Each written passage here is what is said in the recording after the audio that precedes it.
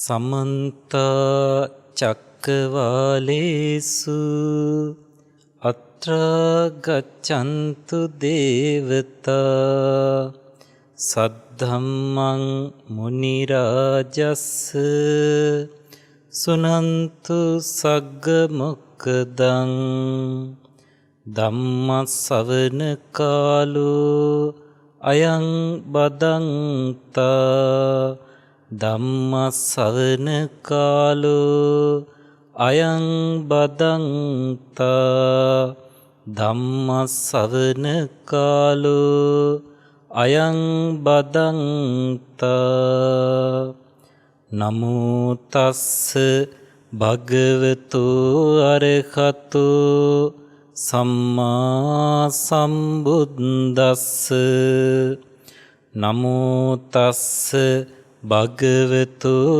අරහතු සම්මා සම්බුද්දස්ස නමෝ තස්ස භගවතු අරහතු සම්මා සම්බුද්දස්ස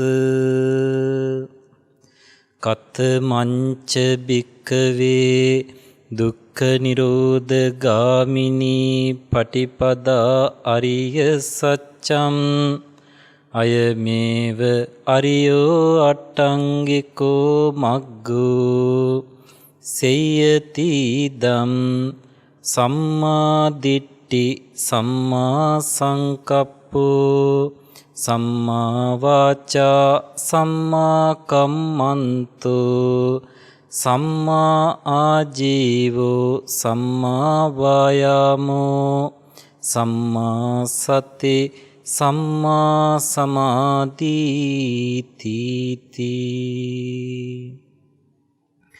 ගරුතර මහා සංඝරත්නයන් අවසරයි. ශ්‍රද්ධාවන්ත කාරුණික වාසනාවන්ත ගුණබර පින්වත්නි, අද දවසේදී සංසාර දුකෙන් මිදෙන ප්‍රතිපදාව පිළිබඳව ඊ타ත්ම සරල ආකාරයෙන් පැහැදිලි ආකාරයෙන් සියලු දෙනාගේම ජීවිතවලට උපයෝගී වෙන ආකාරයෙන් දේශනා කරන්නටයි සූදානම් වෙන්නේ. පින්වත්නි, ලෞතර බුදු පියාණන් වහන්සේ දුක්ඛ ආර්ය සත්‍ය කියලා දේශනා කොට වදාළේ සාමාන්‍ය ලෝකයා දැනගෙන තියෙන, තේරුම් අරගෙන තියෙන, Taman අත්දකින්නවා කියලා හිතන දුක නෙමෙයි. දැන් සාමාන්‍යයෙන් බොහෝ දෙනෙක් දුක කියලා සලකන්නේ තමන්ගේ ඇඟට පීඩාවක් දැනෙන, තමන්ගේ හිතට පීඩාවක් දැනෙන, තමන් රිදවන දේවල් තමයි දුක කියලා සලකන්නේ. පාරේ ගමන් කරමින් ඉද්දී පයේ ගලක් හැපෙන මොහොතක ඇතිවෙන වේදනාව දුක කියලා සලකනවා. සමහර වෙලාවට දුවමින් පනිමින් සෙල්ලම් කරමින් ඉන්න වෙලාවක කකුලේ විශාල කට්ටක් ඇණයක් ඇනෙන එක, එයින් ලැබෙන පීඩාව දුක කියලා සලකනවා. කවුරු හරි කෙනෙක් තවත් කෙනෙක්ව අල්ලලා ඔහුව හිර කරලා බැඳලා පොළු වලින් පහර දෙන එක දුක කියලා තව මොහොතකදී සලකනවා. එහෙම නැත්නම් වයසට යන වියපත්වන ස්වභාවය, එහි ඇතිවෙන පීඩාව දුක කියලා සලකනවා. මෙන්න මේ විදිහට සාමාන්‍ය ලෝකයේ දුක්ඛ වේදනාව කියලා සලකන දේමද දුක්ඛ ආර්ය සත්‍ය වන්නේ කියලා අපි කල්පනා කළ යුතු වෙනවා. දැන් මෙතනට ධර්මදේශනාව ඔබ ශ්‍රවණය කරමින් සිටිද්දී යම් කිසි ආකාරයක තිරිසං සතෙක් පැමිණියොත් අපි හිතමු සුරතල් බලු පැටියෙක් මෙතනට එනවා. ධර්මදේශනාව ශ්‍රවණය කරන්න බාධාවක් නිසා ඔබ පොළොවට තට්ටු කරනවා, එහෙම නැත්නම් කෑ ගහලා ඒ බලු පැටියව එලවන්න උත්සාහ කරනවා. එහෙම නැත්නම් ළඟ තියෙන කොස්සක් දණ්ඩක් අතට ගන්නවා. ඒ මොහොතේදී මේ බලු පැටියා එතනින් ඉවත් වෙලා යන්නේ බිය පදනම් කරගෙන. ඒකට හේතුව තමයි ඒ බලු පැටියා පවා දන්නවා නැගිටලා මට පහරක් දුන්නොත් එහෙම නැත්නම් මේ දණ්ඩෙන් පහරක් වැදුනොත් එහෙම දුක්ඛ වේදනාවක් ඇති වෙනවයි කියලා අත්දැකීම විදිහට. ඔහුට ඊට පෙර ආතු ඒ සතාට මෙවැනි අත්දැකීම් ලැබිලා තියෙනවා. එතකොට සාමාන්‍ය ලෝකයේ රිදීම, වේදනාව, කැක්කුම කියන දේවල් තිරිසන්ගත සත්වයිනුත් වටහාගෙන තේරුම් අරගෙන තියෙනවා. හැබැයි ආර්ය සත්‍යයක් වූ දුක කියලා කියන්නේ ඒක නෙමෙයි කියලා අපි පැහැදිලිව තේරුම් ගන්නට ඕනේ. නිතර නිතර ධර්ම දේශකයන්න් වහන්සේලා ධර්මයේ වටහාගෙන ඊටාම පැහැදිලිව විවරණය කරන කාරණයක් තමයි දුක කියලා යමකට කියව යුතුද පංච සුපාදානස්කන්ධා තිස්ස වචනීයං පංච උපාදානස්කන්ධයයි ඒට පිළිතුර වන්නේ කියන එක. මේ ලෝකේ මම පිළිබඳව මමත්වයේ පිළිබඳව මම හටගන්නේ කොහොමද, ඒ දුරු කරන්නේ කොහොමද පිළිබඳව සිදු කරන ලද ධර්ම දේශනාවේදී අපි ඒ පිළිබඳව බොහොම පැහැදිලිව විවරණය කරනු ලැබුවා. එතකොට මෙතනදී බොහොම පැහැදිලිව අපි තේරුම් ගන්න ඕනේ සරලම කාරණේ තමයි මේ ලෝකයේ සත්වයා, පුද්ගලයා, දෙවියා, බ්‍රහ්මයා, තිරිසනා, අසුරයා, ප්‍රේතයා, යක්ෂයා විදිහට යම් කිසි ආකාරයකින් පුද්ගල ස්වභාවයකින් යමක් තේරුම් අරන් ඉන්නවද අනවබෝධයෙන්, එයම තමයි ලෞතුරා බුදු පියාණන් වහන්සේ දුක කියලා දේශනා කරේ කියලා. දැන් අපි කියනවා මේ සත්වයා පුද්ගලයා කියලා කියන්නේ ස්කන්ධ පංචකයක්, ආයතන 6ක්, ධාතු 18ක්, නාම රූප සන්තතියක් කියලා. මෙන්න මේ කියන නාම රූප ආකාරයෙන් දකින්නේ නැතිව ඒ නාම රූප වේදනා සංඥා ආදීන්ගෙන් වෙන් කරලා දැක ගන්න බැරිව මුලා වෙලා ඉන්න ස්වභාවයට කියනවා පින්වත්නි අවිද්‍යාව කියලා. ඒ මුලා වෙලා ඉන්න ස්වභාවය අවිද්‍යාව නැති කිරීම, පූර්ණ වශයෙන් නැති කිරීම පූර්ණ විද්‍යාවටපත් වීමයි කියලා ධර්මයේ තුල ඉතා පැහැදිලිව විස්තර කරලා තියෙනවා. එතකොට මේ සත්වයාට සාමාන්‍ය ලෝකයේ අයට මම කියලා කියන්නේ ලෝකේ ඉන්න විශාලම වටිනම උතුම්ම දේ. මට දුක් විඳින්න බෑ, මට පීඩාවක් වෙන්න බෑ, මම මේ ජීවිතෙන් පස්සෙත් නැවත නැවත පැවතිය යුතුයි, අනිවාර්යයෙන්ම ආරක්ෂා විය යුතුයි, සැපයටපත් විය යුතුයි. මෙන්න මේ විදිහට මම කියන දෙයට මහා වටිනාකමක් තියෙනවා. හැබැයි යම්කිසි අවස්ථාවක චතුරාර්ය සත්‍ය අවබෝධ කරලා පටිවේද වශයෙන් සාක්ෂාත් කරලා යම්කිසි උත්තමේ කරහත්වයට පත් වුණා නම් පින්වත්නි, ඒ තැනැත්තාට මේ මම කියන ස්කන්ධ පංචකය දර ගොඩක් තරම්, පස් ගොඩක් තරම්, වැලි ගොඩක් තරම්, කුණු ගොඩක් තරම්වත් වටින්නේ නැති ස්වභාවයක් ඇති වෙනවා පින්වත්නි. හුදෙක් මේවා අනිත්‍ය දුක්ඛ අනාත්ම ලක්ෂණේ යුක්ත සත්ව පුද්ගල ස්වરૂපයෙන් තොර ධාතුමය ස්වභාවයල් පමණයි කියන අවබෝධය ඇති වුණාම පින්වත්නි මම යන්න පිළිබඳව පවතින, එහෙම නැත්නම් ස්කන්ධ පංචකය පිළිබඳව පවතින තෘෂ්ණාව සහ මුලින්ම නැති වෙනවා. කුණු ගොඩකට කවුරුත් ආස කරන්නේ නැහැ. ඒ වගේම නිරර්ථක දි รา ගිය දර ගොඩකට, කසල ගොඩකට කෙනෙක් තෘෂ්ණාව ඇති කරගන්නේ නැහැ වගේ පංච උපාදානස්කන්ධයේ යථා ස්වභාවය දැක්කහම කෙනෙක්ට මමත්වයක් ඇති වෙන්නේ නැහැ. එය හුදු නාම රූප සන්තතියකේ, එය ස්කන්ධ පංචකයකේ ත්‍රිලක්ෂණයට යටත් ධාතු ආයතන ස්වභාවයකි කියලා අවබෝධය එළඹ සිටිනවා.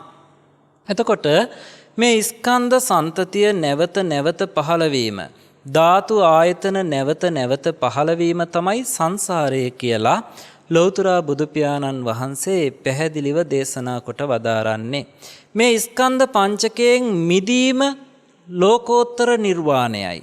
ඒ මිදීම පින්වත්නි ලබන්නට ප්‍රතිපදාවක් තියෙනවා. ඒ ප්‍රතිපදාව තමයි ආර්ය අෂ්ටාංගික මාර්ගය කියලා සද්ධර්මයේ තුල විවරණය වෙන්නේ. එතකොට මම යන්නෙන් මිදීමේ ප්‍රතිපදාව, සක්කායෙන් මිදීමේ ප්‍රතිපදාව, පංච උපාදානස්කන්ධයෙන් මිදීමේ ප්‍රතිපදාව, ආයතනයන්ගෙන් මිදීමේ ප්‍රතිපදාව, අටලොස් ධාතුන්ගෙන් මිදීමේ ප්‍රතිපදාව, හේතුඵල දහමේ ඒ පටිච්ච සමුප්පන්න ක්‍රියාවලියෙන් මිදීමේ ප්‍රතිපදාව, එහෙම නැත්නම් සංසාර දුකින් මිදීමේ ප්‍රතිපදාව ආර්ය අෂ්ටාංගික මාර්ගයේ විදිහට විස්තර වෙනවා. දැන් අද දවසේදී අපි මේ ආර්ය අෂ්ටාංගික මාර්ගය මුලින් බොහොම සරලව විස්තර කරගනු ලබනවා. ඒ කියන්නේ එහි අංගයක් පාසා මේ අර්ථවලින් යුක්තයි කියලා සරලව අපි මුලින්ම තේරුම් ගන්නවා. පළවෙනි එක තමයි සම්මාදිට්ඨි කියන අංගය. සම්මාදිට්ඨි කියන අංගය කියද්දී මීට කලින් දේශනාවකදීත් මම මේ පින්වතුන්ට සිහිපත් කළා සම්මා කියන උපපදයේ අර්ථය අපි තේරුම් ගත යුතුමයි කියන කාරණය. මෙතනදී කෙටියෙන් කිව්වොත් සම්මා කියලා කියන්නේ අභිධර්ම අර්ථ කතාවලට අනුව යාතාවත නීයානික කුසල කියන අර්ථය. එයට නිවැරදි එහෙම නැත්නම් හරි ඒ වගේ යහපත් කියන යම්කිසි අර්ථයක් දෙනවාට වඩා ඊටම නිවැරදි අර්ථය වෙන්නේ යාතාවත නීයානික කුසල කියන අර්ථ තුන. යාතාවත කියන්නේ නිවන් මගේ ඇති සත්‍ය කියන අර්ථය. නීයානික කියලා කියන්නේ නිර්වාණයට පමුණුවන කියන අර්ථය. කුසල කියලා කියන්නේ අකුසල් කෙලෙසුන් නසන කියන අර්ථය. කෙලෙස් නසන කුසල අවබෝධය සම්මාදිට්ඨිය. එය පින්වත්නි සද්ධර්මයේ තුල ආකාර දෙකකට ප්‍රධාන වශයෙන් විස්තර කරනවා. ඒ ආකාර දෙක තමයි දසවස්තුක සම්මාදිට්ඨිය සහ චතුසත්‍ය සම්මාදිට්ඨිය කියලා කියන්නේ. මෙතන දසවස්තුක සම්මාදිට්ඨිය අභිධර්මයේ විභංග ප්‍රකරණය තුල ඊටාම පැහැදිලිව විස්තර කරනවා. අත්ති දින්නම්. ඒ කියන්නේ දුන් දෙහි ආනිසංස ඇත. අත්ති yittන් මහා පූජාවන්හි මහා දානයන්හි ආනිසංස ඇත. අත්ති හුතන් ආගන්තුකයින්ට උතුමන්ට පුද පඳුරු විදිහට තෑගි භෝග විදිහට පරිත්‍යාග කරලා යවන දේවල්හි ආනිසංස ඇත. අත්ති සුකට දුක්කට කම්මානං පලං විපාකෝ හොඳ නරක කර්මවලට ඒවාට අනුරූප විපාක ඇත. අත්ති අයන් ලෝකෝ මෙලව සිටින ඇත්තන් එතකොට පරලව සිටින මෙලව පරලව කියලා දෙකක් අපි කතා බහ කරනවා. මෙලව කියනවා මේ මනුස්ස ලෝකයට මනුස්ස තලයට එයින් අන්‍ය සතර අපාය දිව්‍ය ලෝක බ්‍රහ්ම ලෝක ආදී දේවල් වලට අපි පරලෝක කියනවා. එතකොට අත්‍යයන් ලෝකෝ කියන්නේ වෙනත් ලෝකවලින් මරණයටපත් වෙලා මෙලවට එන ස්වභාවයේ සත්වයින් ඉන්නවා. එවැනි ස්වභාවයක් තියෙනවා. අති පරලෝකෝ කියලා කියන්නේ මෙලවින් මරණයටපත් වෙලා මනුස්ස ස්වභාවයෙන් චුත වෙලා වෙනත් ලෝක ස්වභාවවල උපතක් කරා යන සත්වයින් ඉන්නවා. අත්ති මාතා අම්මා කියලා කියන්නේ විශේෂ කෙනෙක්. ඒ අම්මාට අපකාර උපකාර කිරීමේ ආනිසංස විපාක තියෙනවා. අත්ති පිතා තාත්තා කියලා කියන්නේ විශේෂ කෙනෙක්. ඒ තාත්තාට උපකාර අපකාර කිරීමේ ආනිසංස විපාක තියෙනවා. ඊට පස්සේ අත්ති සත්තා ඕපපාතිකා. මේ අතිසත්තා ඕපපාතිකා කියන වචනේ අර්ථ දෙකක යෙදෙනවා. එකක් තමයි මරණින් මතු නැවත උපතක් කරා යමින් සසර සැරිසරන්නා වූ ස්වභාවයක් තියෙනවා. එතකොට මේ සසර සැරිසරද්දී දෙවන අර්ථය අපි ගන්නේ අර සත්වයෙන් උපත ලබන ක්‍රම හතර ආශ්‍රයෙන් දිව්‍ය බ්‍රහ්ම ලෝකවල പ്രേත ලෝකවල ආදී ඕපපාතිකව උපදින සත්වයෝ ඉන්නවා. ඕපපාතික උපතක් තියෙනවා කියන එක. මෙතනදී ඕපපාතික උපත කියලා කියන්නේ අහසේ අකුණක් පහළ වෙනවා වගේ. අම්මා කෙනෙක්ගේ තාත්තා කෙනෙක්ගේ සංවාසයක් සහයෝගයක් නැතිව කර්මපත්තයෙන් පහළවීම කර්ම ප්‍රත්‍යයෙන් පහළවීම. එතකොට එම උපත විශ්වාස කරනවා නම් පිළිගන්නවා නම් අතිසත්තා ඕපපාතිකා සම්මාදිට්ඨියට අයත් වෙනවා. ඊළඟට ඊටාම වැදගත් 10 වෙනි සම්මාදිට්ඨිය තමයි මෙතන විස්තර කරන අත්ති ලෝකේ සමන බ්‍රාහ්මනා. මේ ලෝකයේ තුල ශ්‍රමණයින් බ්‍රාහ්මණයින් ඉන්නවා. කොහොම අයද? යේ ඉමංච ලෝකං පරංච ලෝකං සයං අභිඤ්ඤාය සච්චිකත්වා පවේදෙන්ති. ඔවුන් මේ ලෝකයක් පරලෝකයක් ස්වකීය විශිෂ්ට ඥාණයෙන් වටහාගෙන තේරුම්ගෙන අන්‍යයන්ට දේශනා කරනවා. අන්න එහෙම ශ්‍රමණ බ්‍රාහ්මණයෝ මේ විශ්වය තුල ඉන්නවා කියන පිළිගැනීමට කියනවා පින්වත්නි සම්මාදිට්ඨිය කියලා. මෙහෙම කාරණා 10කින් යුක්ත සම්මාදිට්ඨියට කියනවා දස වස්තුක සම්මාදිට්ඨිය කියලා.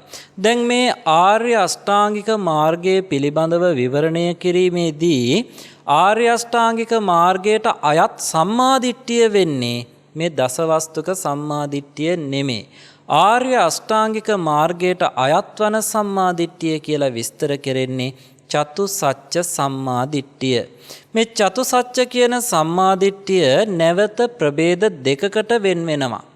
ඒ ප්‍රභේද දෙක තමයි අනුමාන චතුසත්‍ය සම්මාදිට්ඨිය, පටිවේද චතුසත්‍ය සම්මාදිට්ඨිය කියලා.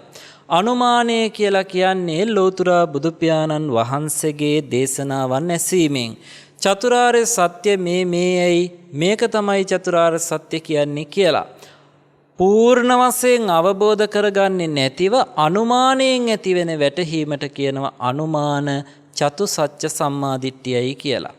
පටිවේද චතුසත්‍ය සම්මාදිට්ඨිය කියලා කියන්නේ චතුරාර්ය සත්‍ය තමාගේ අධ්‍යාත්මයෙන්ම අවබෝධ කරගෙන විද්‍යාවේ පූර්ණත්වයට පත්වෙද්දී ඇතිවෙන ලෝකෝත්තර සම්මාදිට්ඨියට. එතකොට සම්මාදිට්ඨිය යන්න කොහොමද අපේ අභිධර්මය තුල විස්තර වෙන්නේ? ඒක විස්තර වෙන්නේ ඔබ බොහෝ අවස්ථාවල බොහෝ දේශනාවල අහලා ඇති දුක්ඛේ ඥානං, දුක්ඛ සමුදය ඥානං, දුක්ඛ නිරෝධේ ඥානං, දුක්ඛ නිරෝධ ගාමිනී පටිපදාය ඥානං කියන චතුරාර්ය සත්‍ය අවබෝධය. චතුරාර්ය සත්‍ය පිළිබඳව ඥානය තමයි සම්මාදිට්ඨිය කියන්නේ කියලා විස්තර වෙනවා. දැන් මේක නිකන් එක පාරටම ඔබට හැඟෙන්න පුළුවන් මේ එක කාරණයක් පිළිබඳව සම්මාදිට්ඨියක් මේ කීවේ කියලා. නැහැ පින්වත්නි. මේ ආර්ය සත්‍ය හතරට අනුව සම්‍යක් දිට්ඨි හතරක් එතන අන්තර්ගත වෙනවා. ආර්ය සත්‍ය වූ දුක අවබෝධ කරගැනීමේ සම්මාදිට්ඨිය එකක්. ඒ ආර්ය සත්‍ය වූ දුකට හේතු වන දුක්ඛ සමුදය වූ තෘෂ්ණාව කියන දේ අවබෝධ කර ගැනීම තවත් සම්මාදිට්ඨියක්. ඒ තෘෂ්ණාව සම්පූර්ණයෙන්ම ඡය කිරීමෙන් ලබන උතුම් වූ නිර්වාණය, නිරෝධාර්ය සත්‍ය අවබෝධ කර ගැනීම තවත් සම්මාදිට්ඨියක්. ඒ නිරෝධාර්ය සත්‍ය සාක්ෂාත් කිරීමට පවතින ප්‍රතිපදාව.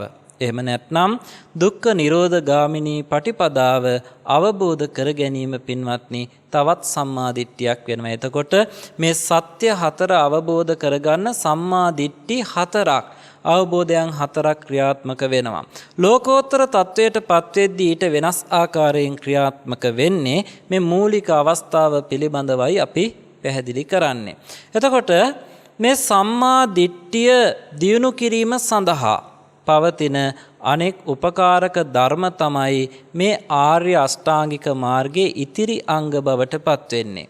එතකොට ඔබ මුලින්ම තේරුම් ගන්න ඕනේ වැදගත්ම කාරණය තමයි මේ සම්මාදිට්ඨිය දියුණු කරන්න තියෙන ඉතිරි උපකාරකයි සම්මා සංකප්පය, සම්මා වාචා, සම්මා කම්මන්ත, සම්මා ආජීව, සම්මා වායාම, සම්මා සති, සම්මා සමාධි කියන්නේ කියලා. ඒවා පවතින්නේ සම්මා දිට්ඨිය ටිකෙන් ටික අභිවෘද්ධියට පත් කරගන්න උපකාරක ධර්ම විදිහටයි කියලා පින්වතුන් මුලින්ම තේරුම් ගන්න ඕනේ. ඊළඟට අපි සම්මා සංකප්පය කියන එකත් සාමාන්‍යයෙන් තේරුම් ගන්න උත්සාහ කරන්නේ. තත්ත කතමා සම්මා සංකප්පෝ. කොහොමද මේ ආර්ය අෂ්ටාංගික මාර්ගයේ සම්මා සංකප්පය කියලා කියන්නේ? ඒක විස්තර කරනවා අව්‍යාපාද සංකප්පෝ, අවිහිංසා සංකප්පෝ, නෙක්ඛම්ම සංකප්පෝ කියන කාරණා තුනෙන්. නෙක්ඛම්ම සංකප්පය කියලා කියන්නේ කාමයන්ගෙන් වෙන්වීමේ කල්පනාවට පින්වත්නි. මේක සාමාන්‍යයෙන් හොඳට අපේ ජීවිතයට වැටහෙන ආකාරයෙන් ගත්තොත් එහෙම කාම සංකප්ප කියලා කියන්නේ තෘෂ්ණාවට නමක්. කාම සංකප්ප කියන්නේ තෘෂ්ණාවට නමක්. එතකොට තෘෂ්ණාවෙන් වෙන්වෙන්න, කාමාසාවෙන් වෙන්වෙන්න හේතු වෙන යම් ආකාරයක කල්පනාවක් තියෙනවා නම්, යම් ආකාරයක විතර්ක රටාවක්, සිතිවිලි පැවැත්වීමක් තියෙනවා නම්, කල්පනා කිරීමක් තියෙනවා නම්, එවැන්නක් කාමයන්ගෙන් වෙන්වීමට හේතු වෙනවා නම් අන්න ඒකට කියනවා නෙක්ඛම්ම සංකප්පය කියලා. ඊළඟට අව්‍යාද සංකප්පය කියලා කියන්නේ, ව්‍යාපාදේ කියලා කියන්නේ ද්වේෂයට නමක්නේ. අනුන් නැසේවා වෙනසේවා කියන ආකාරයෙන් ඒ ඇති වෙන්නේ.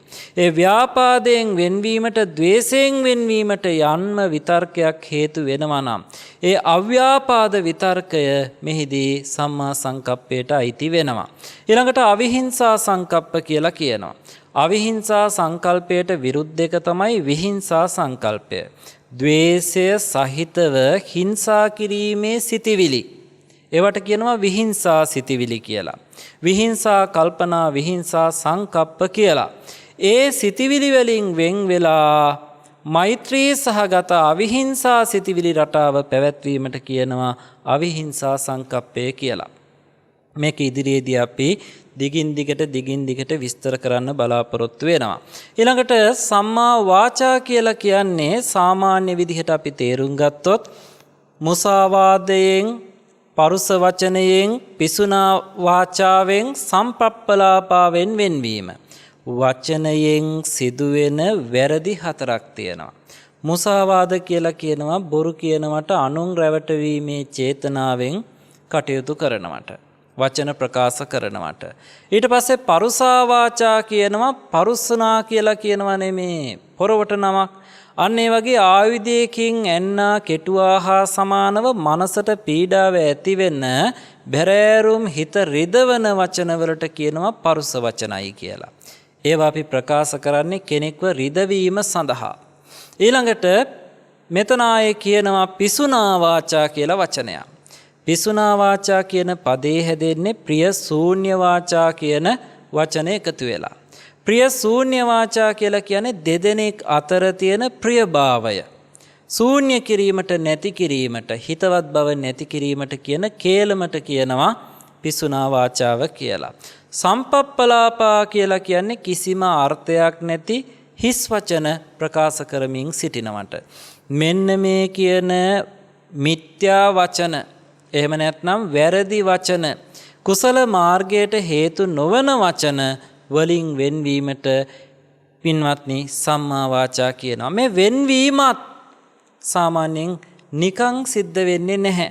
ඒ වෙන් වෙන අවස්ථාවේදී චෛතසික ශක්ති ස්වરૂපයකින් තමයි මේ වෙන්වීම සිද්ධ වෙන්නේ.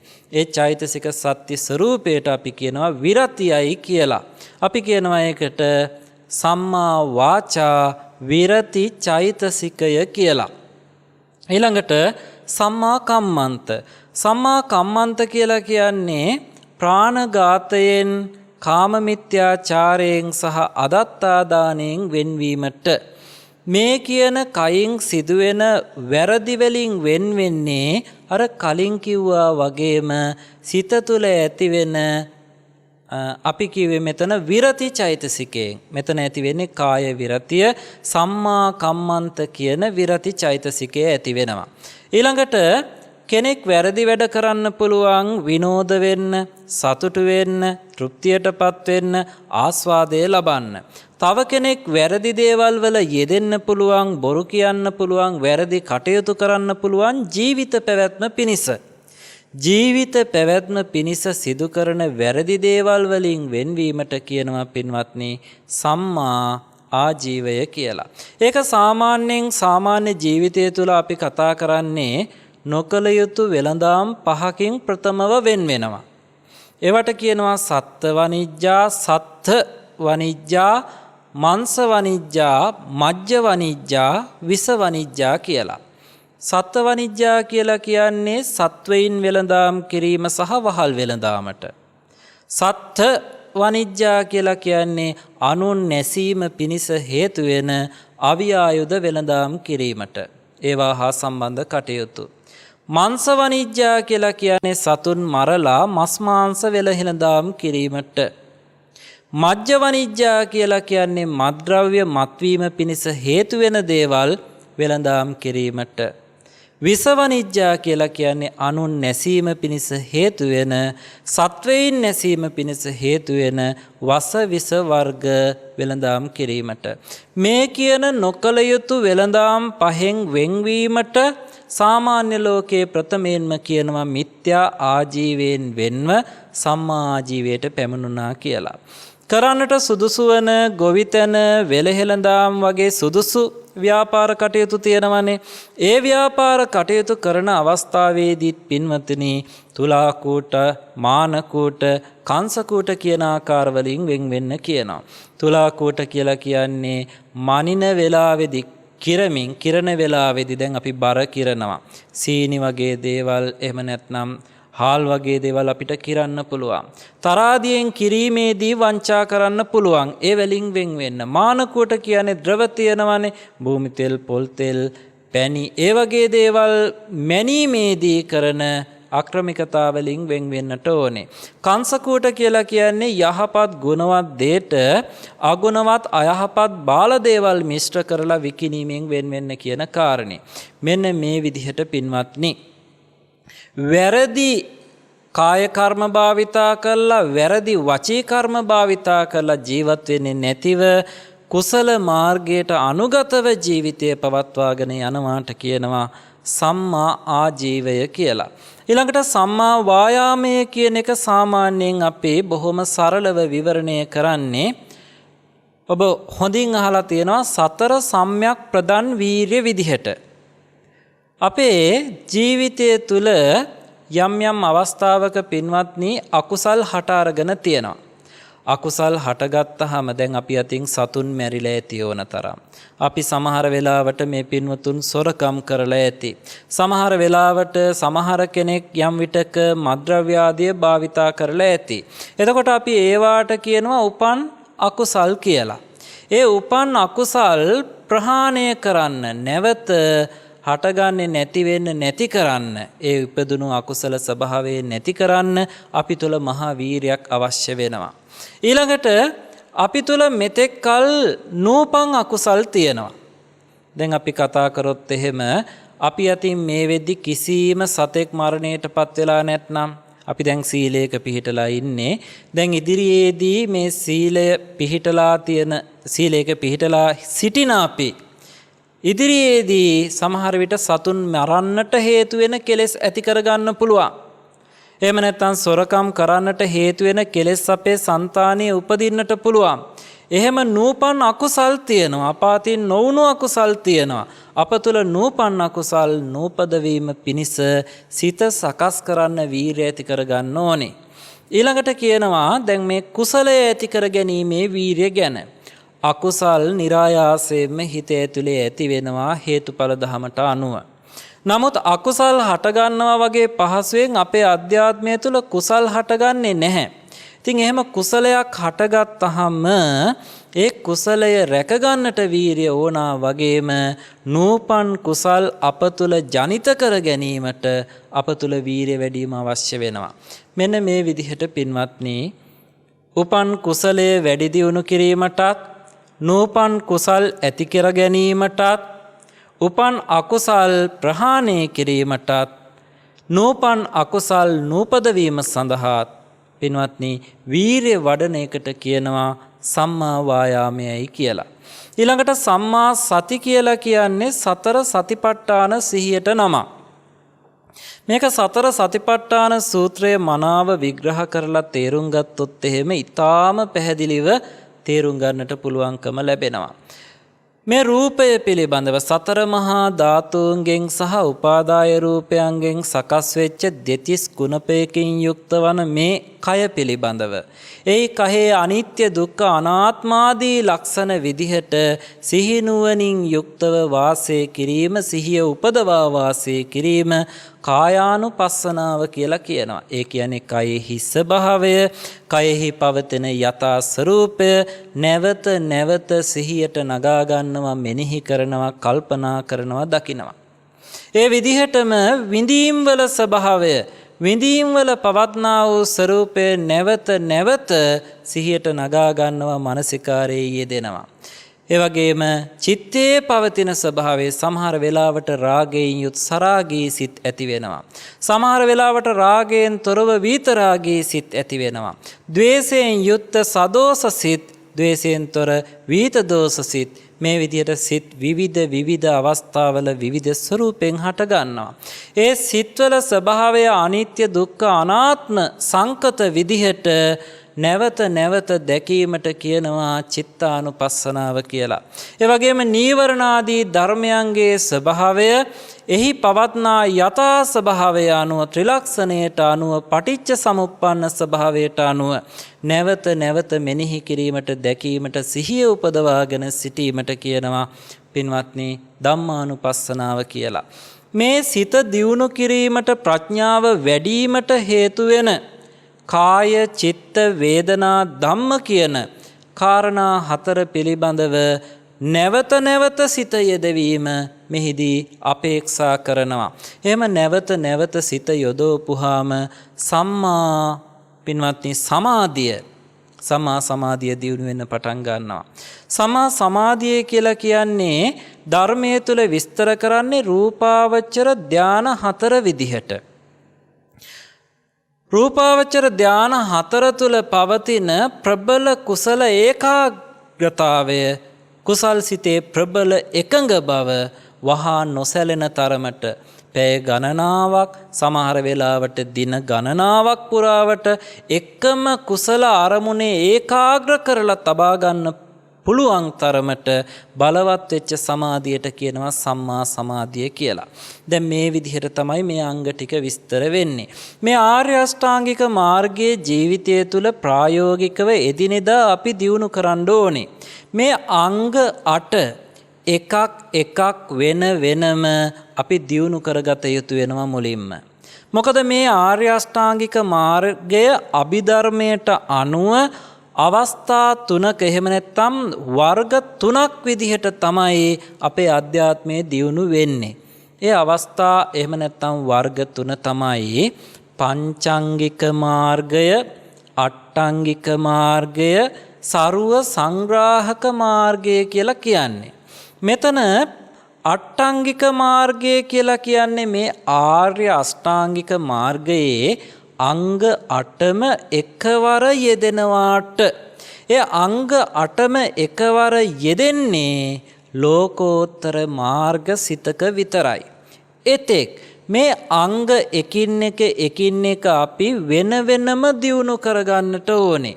දැන් එදිනෙදා ජීවිතයේදී බොහෝ විට අපේ අධ්‍යාත්මයේ තුල මේ ආර්ය අෂ්ටාංගික මාර්ගයේ දියුණු වෙන්නේ පංචාංගික ක්‍රමයට කියලා අපි තේරුම් ගන්න ඕනේ. දැන් ඔන්න අපි සාදුකාරයක් පවත්වනවා යම් අවස්ථාවක පංචශීලය ආදී සීලයක් සමාදන් වෙන්න. ඒ සාදුකාරය පවත්වන්නේ ලෞතර බුදු පියාණන් වහන්සේව අරමුණු කරලා හෝ ධර්ම රත්නය අරමුණු කරලා හෝ ආර්ය සංඝ රත්නය අරමුණු කරලා. එතකොට මේ සාදුකාරය පවත්වන වෙලාවේදී ඒ සාදුකාරයේ ඇතුළාන්තයේ පිළිබඳව ඒ පවත්වන්නේ යැයි ඒ පවත්වන්නේ කාටදාදී අවබෝධයේ පිහිටා සිටියා නම් ඒක කුසල අවබෝධයක්. එතෙක් වේලා පැවති කෙලෙසුන් යටපත් කරගෙන තදංග වශයෙන් යටපත් කරගෙන ඇති වෙන වැටහීමක්. ඉතින් අපි ඒකට සම්මා දිට්ඨි කියලා කියනවා. ඊට පස්සේ එහිදී ඒතනෙත්තාගේ හිතේ කෙලෙස් සිතිවිලි යටපත් වෙලානේ තියෙන්නේ. එතකොට තෘෂ්ණා කාම විතර්ක නැහැ. ඒ වගේම විහිංසා විතර්ක නැහැ. ව්‍යාපාද විතර්ක නැහැ. එතකොට කුසල් සිතිවිලි, කුසල් කල්පනා, කුසල විතර්ක රටාවකින් තමයි සාදුකාරයේ පැවැත්වෙන්නේ. ඒ නිසා එතන සම්මා සංකප්පය කියන මාර්ගාංගයේ යෙදෙනවා.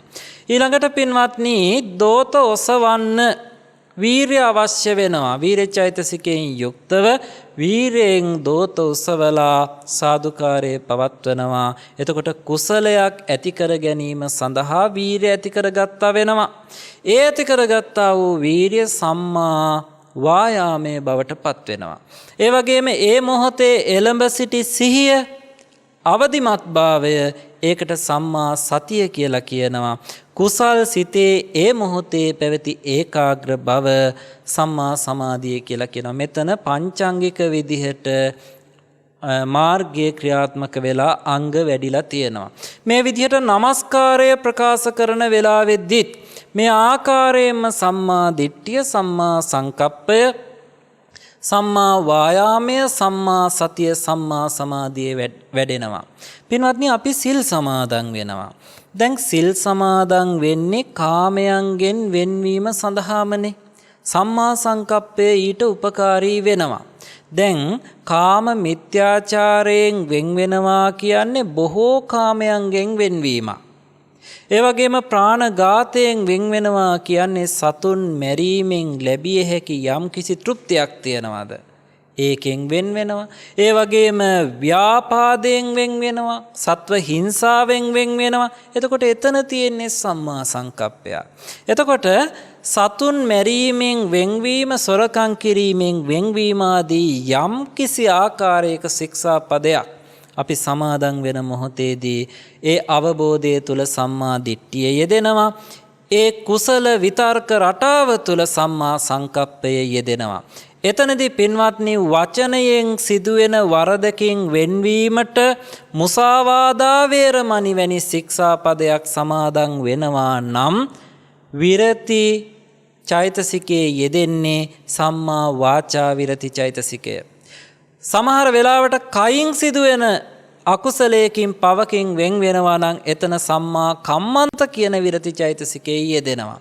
එතකොට ඒ විරති චෛතසික දෙකෙන් එකක් යෙදෙනවා. සමහර වෙලාවට ජීවිත පැවැත්ම උදෙසා එවැනි වරදක් කරනවා නම් එයින් වැළකෙනවා නම් සම්මා ආජීව කියන විරති චෛතසිකයේ යෙදෙනවා. විරති චෛතසික තුනෙන් එකක් සිල් සමාදන් වෙද්දී යෙදෙනවා. ඊළඟට ඒ තුල පැවති කුසලය ඉස්මතු කර ගැනීමේ, කුසලය උපදවා ගැනීමේ වීරිය සම්මා වායාමයයි. ඒ තුල පැවති සිහිය එළඹ සිටි සිහිනුවන සම්මා සතියයි. ඒ තුල පැවති කුසල ඒකාග්‍රතාවය සම්මා සමාධියයි. ඒ මොහොතේදී ශික්ෂා පදයක් සමාදන් වෙද්දී ආර්ය අෂ්ටාංගික මාර්ගයේ අංග 6ක් යෙදිලා තියෙන බව ඔබට වැටහෙනවා.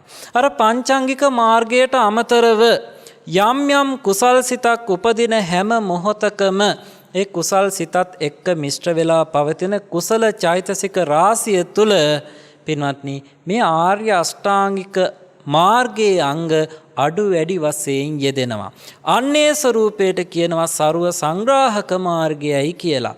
පින්වත්නි, ඔබ එතකොට මෙතනදී හොඳින් අවබෝධ කරගන්න ඕනේ කාරණය තමයි මේ සම්මා දිට්ඨිය දියුණු කර ගැනීම සඳහා අපි එදිනෙදා ජීවිතයේදී මේ අංග ප්‍රායෝගික වශයෙන්ම වැඩිවීමට පුරුදු පුහුණු විය යුතුයි කියන කාරණය. දැන් ඔබට හොඳටම පැහැදිලි, අපි සිල් සමාදන් වෙද්දී සිල් සමාදන් වෙලා සීලය ආරක්ෂා කරනවා කියලා කියන්නේ ආර්ය අෂ්ටාංගික මාර්ගයේ අංග දියුණු කිරීමට කියලා. හැබැයි ඒක ඔබ අවබෝධයෙන් කළේ නැත්නම්, ඔබ දැනගෙන නෙමේනම් කළේ සම්මා දිට්ඨිය වැඩෙන්නේ නැහැ පින්වත්නි. ඔබ ඒ ඥාන සම්පයුක්තව අවබෝධයෙන් මේ සීලය රකින්නේ සම්මා දිට්ඨිය ආදී මාර්ග අංග දියුණු කරන්නයි කියන අවබෝධයෙන් කටයුතු කළ යුතු වෙනවා. දැන් කවුරු හරි භික්ෂුන් වහන්සේ කෙනෙක් බවට පත් වෙනවා. ඒ කියන්නේ ගිහියෙක් පැවිදි ජීවිතයට එනවා. ඒ පැවිදි ජීවිතයට එන්නේ බොහෝ කාමයන් අතෑරලා. එතනදී ඒ කාමයන් අතෑරීම සඳහාත් පින්වත්නි, ආර්ය අෂ්ටාංගික මාර්ගයේ අංග කිහිපයක්ම ක්‍රියාත්මක වෙනවා. සම්මා දිට්ඨි, සම්මා සංකප්ප වගේම සම්මා වායාම, සම්මා සති, සමාධි කියන අංගයනොත් සීලය සමාදන් වන මොහොතේදී විරති චෛතසිකත් එක් හිත්වල යෙදිලා තමයි ගිහිගෙයින් නික්මිලා අපි පැවිදි ජීවිතයටපත් වෙන්නේ. ඒ මොහොතේදී ආර්ය අෂ්ටාංගික මාර්ගයේ අංග වැඩිලා තියෙනවා. අන්න ඒ විදිහට ගිහිව පන්සිල් රකින්න කෙනෙක් වුණත් පොහොය අටසිල් දසසිල් රකින්නට උත්සාහ කරද්දී කාමයන්ගෙන් වෙන්වීම සම්මා සංකප්පේ ඇති වෙලා විරති චෛතසික ඇති වෙලා මාර්ගාංග බොහෝමයක් තමන්ගේ අධ්‍යාත්මය තුළ ජනිත කරගන්න පුළුවන්. විශාල කාලයක් තිස්සේ පුංචි වතුර බින්දු වැටෙනවා. එතකොට අපිට හිතෙන්න පුළුවන් මේ වතුර බින්දුව ඊටාම පුංචි, ඊටාම කුඩායි, ඊටාම ස්වල්පයයි. මේ කුඩා වතුර බින්දුවෙන් කොහොමද මේ කලේ පුරවන්නේ? හැබැයි පින්වත්නි, කාලයක් ගත වුණාට පස්සේ මේ විශාල කලේ අර පුංචි බින්දු වලින් පිරෙන්න පටන් ගන්නවා. පිරීලා යම් දවසක පූර්ණ වශයෙන් පිරීමටපත් වෙනවා. අන්න ඒ වගේ සම්මා සංකප්පය පුරුදු පුහුණු කිරීම තුළින්, සම්මා වාචාව පුරුදු පුහුණු කිරීම තුළින්, ඒ වගේම සම්මා කම්මන්තේ, සම්මා ආජීවයේ පුරුදු පුහුණු කිරීම තුළින්, ඒ වගේම සම්මා වායාම, සම්මා සති, සම්මා සමාධි කියන අංග පුරුදු පුහුණු කිරීම තුළින් අපේ අවබෝධයේ නැමැති සම්මා දිට්ඨිය ටිකෙන් ටික පිරෙන්නට පටන් ගන්නවා. සීලයක් ආරක්ෂා කරන හැම මොහොතකම පින්වත්නි ප්‍රඥා චෛතසිකය බොහෝ විට යෙදෙනවා අවබෝධයෙන් යුක්ත වේ සීලය ආරක්ෂා කරනවා නම්. කුසල් සිත් උපදින බොහෝ වෙලාවට අවබෝධයෙන් ඒ කුසල් සිත් උපදවා ගන්නවා නම් පින්වත්නි සම්මා දිට්ඨිය වැඩෙන්නට පටන් ගන්නවා. ඊළඟට මේ හිතේ පවතින කෙලෙස් තියෙනවනේ. හිතේ පවතින කෙලෙස් අපි සාමාන්‍යයෙන් සමත භාවනාව සම්බන්ධ කරගත්තාම කතා කරන්නේ නීවරණ කියලා. මේ නීවරණ ඔබ අහලා ඇති දහම් පාසලෙන් පාසල් යන අවදී ඉගෙන ගැනීමෙන් කාමච්ඡන්ද ව්‍යාපාද තීන මිද්ද උද්ධච්ච කුක්කුච්ච විචිකිච්ඡා කියන නීවරණ පහ. මේ කෙලෙස් නීවරණ ක්‍රියාත්මක වෙද්දී පින්වත්නි ඊට අන්‍යෝන්‍ය වශයෙන් බැඳිලා අප තුල මෝහය ක්‍රියාත්මක වෙනවා. මොකද ඕනෑම අකුසල් සිතක් හටගද්දී ඕනෑම අකුසලයක් ක්‍රියාත්මක වෙද්දී අකුසල සාධාරණ චෛතසිකයක් විදිහට මෝහය ක්‍රියාත්මක වෙනවා. එතකොට කෙලෙස් ක්‍රියාත්මක වෙමින් පවතිද්දී මෝහය ක්‍රියාත්මක වෙනවනේ. මෝහය වැඩෙන්න පටන් ගත්තාම සම්මා දිට්ඨිය දුර්වල වෙනවා. ඒ නිසා කෙලෙස් ක්‍රියාත්මක වීම නතර කරන්න ඕනේ. අපි ඒකට කියනවා මේ කියන නීවරණ විස්කම්බන වශයෙන් යටපත් කරනවා ප්‍රහාණය කරනවා කියලා. ඒ සඳහා කුසල ඒකාග්‍රතාවයක පිහිට අවශ්‍යයි. සමාධියක උපකාරය අවශ්‍යයි. ඒ සමාධිය ලැබීම සඳහා විශාල වීරයක් සිහිනුවණක් අවශ්‍යයි. ඒ වීරිය සම්මා වායාමයයි. ඒ සිහිනුවණ සම්මා සතියයි. ඒ සමාධිය සම්මා සමාධියයි. ඒ ලැබීම තුළින් පින්වත්නි අපේ හිතේ කෙලෙසුන් යටපත් වෙලා යනවා. එහෙම කෙලෙසුන් යටපත් වුණාට පස්සේ හිත බොහෝම ප්‍රභාස්වරයි. ඒ ප්‍රභාස්වර හිතින් අපි ස්කන්ධ ධාතු ආයතනයන්ගේ ස්වභාවය බොහෝම හොඳින් සම්මර්ෂණය කරන්න පටන් ගන්නවා. ඒ ස්කන්ධයන් හට ගන්න ආකාරය, ඒ ස්කන්ධයන් නිරුද්ධ වෙලා යන ආකාරය, ආයතනයන් ධාතුන් හට ගන්න ආකාරය, ඒවා නැසිලා යන ආකාරය, ඒවල පවතින අනිත්‍ය දුක්ඛ අනාත්ම ස්වභාවය නැවත නැවත මෙනෙහි කරනවා. හට ගැනීම වෙනසීම මෙනෙහි කරන නිසා උදය වය ඥානෙ එළඹ සිටිනවා. මෙම නැවත නැවත හට ගැනීමත් නැසීමත් අපි විදර්ශනා නුවණින් මෙනෙහි කරද්දී වැඩිපුරම එහි නැසීම භංගයම අපිට පේන්නට පටන් ගන්නවා. අපි එතකොට භංගානුපස්සනා ඥානය එළඹ සිටියා කියනවා. අබ පුපුරන්නාසේ, පෙන බුබුලු පුපුරන්නාසේ නැසීම වෙනසීමම අපිට පෙනෙන්නට පටන් ගන්නවා. ඒ සම්මා දිට්ඨිය දියුණු වෙන අවදිය. ඊට පස්සේ එහෙම නැවත නැවත දකිද්දී අපිට ඇති වෙනවා බයතුපට්ඨාන ඥානයක්. බය ඇති වෙනවා. මේ සියලු සංස්කාරයන් බිය විය යුතු දෙයක්, ඇලිය යුතු දෙයක් නෙමෙයි, සතුටු විය යුතු දෙයක් නෙමෙයි, මම මගේ කියලා ග්‍රහණය කරගත යුතු දෙයක් නෙමෙයි, බිය විය යුතු දෙයක් කියලා ඥානෙ එළඹ සිටිනවා. ඊට පස්සේ පින්වත්නි මේවල ආදීනව අපිට පෙනෙන්නට පටන් ගන්නවා. ආදීනව නැවත නැවත නැවත දකිද්දි පින්වත්නි අපිට කලකිරීමක් ඇති වෙනවා. ආදීනවානුපස්සනා ඥානය උපන්න කෙනාට කලකිරීම අවබෝධයෙන් කලකිරීම නැමැති නිබ්බිදා ඥානය හට ගන්නවා. ඒ නිබ්බිදාව ඇති වුණාට පස්සේ දැන් ඉතින් මිදෙන්නට ඕනේ කියන මුංචිතු කම්යතා ඥානයත් උපදිනවා. මිදෙන්නට ඕනේ, මිදෙන්නට ක්‍රමයක් තියෙන්නටත් ඕනේ. නැවත නැවත නැවත මේ ස්කන්ධ ධාතු ආයතන අනිත්‍ය දුක්ඛ ආදී වශයෙන්ම බලන්නට පින්වත්නි පටිසංකානුපස්සනා ඥානෙ උපදවා ගන්නවා. එහෙම උපදවාගෙන නැවත නැවත නැවත දකිද්දී සියලුම සංස්කාරයන් පිළිබඳව උපේක්ෂක බවක් ඇති වෙනවා. ඒ සංකාරූපේක්ඛා ඥානෙ එළඹ සිටිනවා. නැවත නැවත විදර්ශනා වඩද්දී පින්වත්නි ඒ තැනැත්තාගේ හිත අනුලෝම ඥානයටපත් වෙනවා. ඒ අනුලෝම ඥානය කියලා කියන්නේ චතුරාර්ය සත්‍ය අවබෝධයට අනුකූල වූ ඥානය. අනුලෝම ඥානයෙන් අනතුරුව තමයි මාර්ග ඥානයන් උපදින්නේ. ඒ මාර්ග ඥානයේ උපදින මොහොතේදී තමයි පින්වත්නි සම්මා දිට්ඨි, සම්මා සංකප්ප, සම්මා වාචා, සම්මා කම්මන්ත, සම්මා ආජීව, සම්මා වායාම, සම්මා සති, සම්මා සමාධි කියන අංග 8ම එකම මාර්ග චිත්තය තුල යෙදිලා උතුම් වූ සත්‍ය අවබෝධය සාක්ෂාත් කරන්න හැකි වෙන්නේ. පළමු වතාවට ඒ අංග 8ම එකවර යෙදුනහම සෝවාන් වුණා කියනවා. දෙවන අවස්ථාවේ ඒ අංග 8ම එක සිතක යෙදුනහම සකු르දාගාමී වුණා කියනවා. තවත් සම්මාදිට්ඨිය ප්‍රබල වෙලා නැවත ඒ අංග 8ම යෙදුනහම අනාගාමී වෙනවා. සම්මාදිට්ඨිය පූර්ණත්වයටපත් වෙලා අංග 8ම යෙදුනහම අරහත්ත්වයටපත් වුණා කියලා කියනවා. මෙන්න මේ විදිහටයි ප්‍රායෝගිකව ජීවිතය තුළ අපි ආර්ය අෂ්ටාංගික මාර්ගයේ දියුණු කරන්නේ. මේ දේශනාව පින්වතුන් නැවත නැවත ශ්‍රවණය කරලා මේ ජීවිතය තුළදීම මාර්ගඵල ලබන්නට හිතට අරගෙන කටයුතු කරන්නයි කියලා කරුණාවෙන් සිහිපත් කරනවා. මේ දේශනාව ශ්‍රවණය කළා වූ පින උතුම් වූ සත්‍යාවබෝධයේ පිණසම ඔබට හේතු වේවා වාසනාව වේවා කියලා ආශිර්වාද කරනවා. ආකාසට්ටච බුම්මට්ටා දේවානාගා මහිද්దికා පුඤ්ඤන්තං අනුමෝදිත්වා චිරං රක්ඛන්තු ශාසනං චිරං රක්ඛන්තු දේශනං චිරං රක්ඛන්තු මං පරං.